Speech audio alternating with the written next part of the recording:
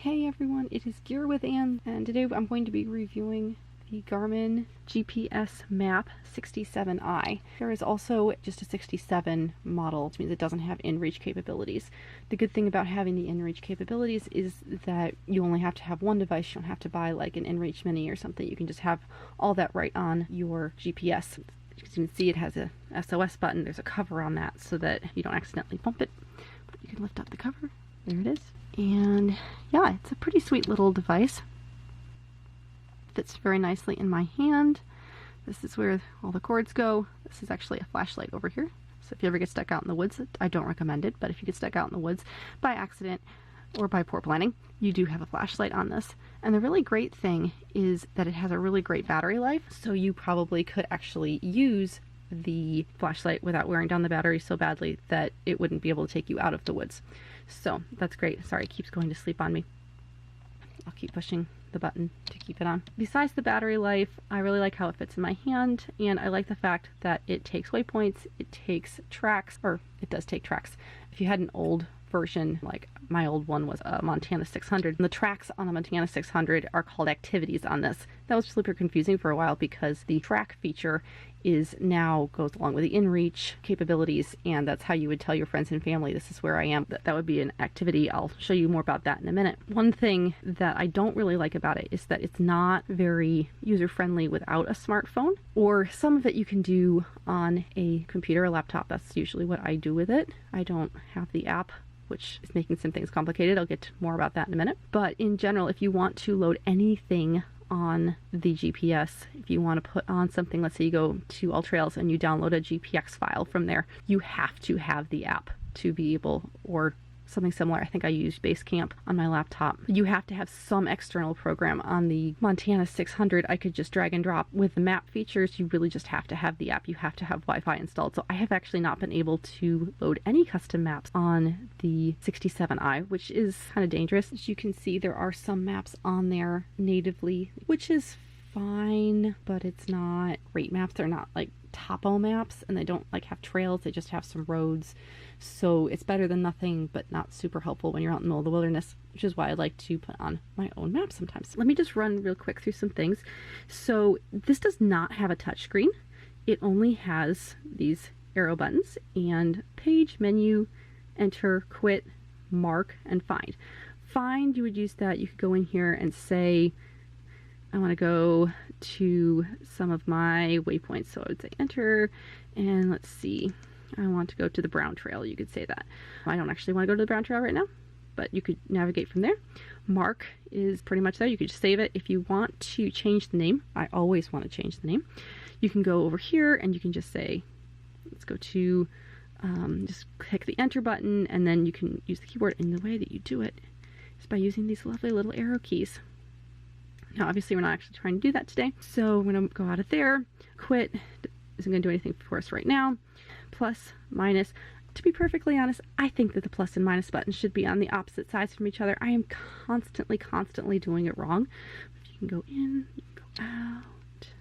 If you want to navigate around the map, you can just use the up and down and sideways arrows. So like if I go like this, or I can go like this. And then to get out of it, you just hit quit. Page button. Oh yeah, that just like scrolls you through this menu down here. Main menu. We're going to stay on the map for the moment. Menu will also take you over map setup, measure distance, restore defaults, map layers, all that kind of thing. If you hit that again, it'll take you over to the main menu. I have customized the main menu because honestly, these are the things that I use. So like, for example, on Waypoint Manager, recorded activities, this is where I'd have like, for example, that would be the Tinker Cliffs, one of the more recent things that I've hiked. I'm gonna quit to get out of there. Trip computer, that will tell me what I've done, elevation, odometer, all the current stuff and stuff about the current trip. We'll get out of there. Recording controls, I use this quite a bit. So you say start, save, or discard any any activity that you're making. So if we go sideways, I don't have an active activity at the moment, so obviously there's nothing there, but that's really useful. There's the map, it'll show you what your current activity, and that will also show you your current elevation chart for what you've currently done. Let's get out of there. That's what I use the most. Obviously, there are other things, altimeter. You can see some of the other apps that I have here: compass, map, flashlight, it's all good. Yeah, so that's a very quick tutorial of the Garmin GPSMAP 67i. I really like it. Couple pet peeves. One is that it only seems to output FIT files, which is great if you want to put it into an app that accepts FIT files. It'll tell you all kinds of great information. Probably if you set it up right, it'll tell you things like heart rate and whatnot. I haven't used that. I really prefer a GPX file format output, and they say you can. I haven't been able to get it to work. It's currently technically putting out GPX and FIT, and all I can find is the FIT. So that's where that's at. But the good thing is that there are programs. GPS Visualizer is my favorite, that will take your FIT file and turn it into a GPX. So again, not the end of the world, totally something I can deal with. My other complaint, as I said before, is just that you really do need the app to be able to load anything else on there. Obviously, one really cool thing is what's called Garmin Express, and all I have to do is plug this into my computer, and it automatically, I have it all set up so that it will automatically update to actually a web service. I think you can also use an app, I'm not quite sure. And it'll automatically update everything. It tells you where you went, how you went, maps, all that kind of stuff. You're just trying to like say, how many miles did I actually go on this over these 5 tracks, or not tracks, over these 5 activities or whatever. But overall, it's really good. It comes with a clip, I believe, on the back. But I actually use this little thing that will attach it to my backpack strap. These come out actually. Let me see if I can show you here. Goes like that. You can strap it around your backpack strap so that it's right up nice and accessible for you, which is actually a good thing.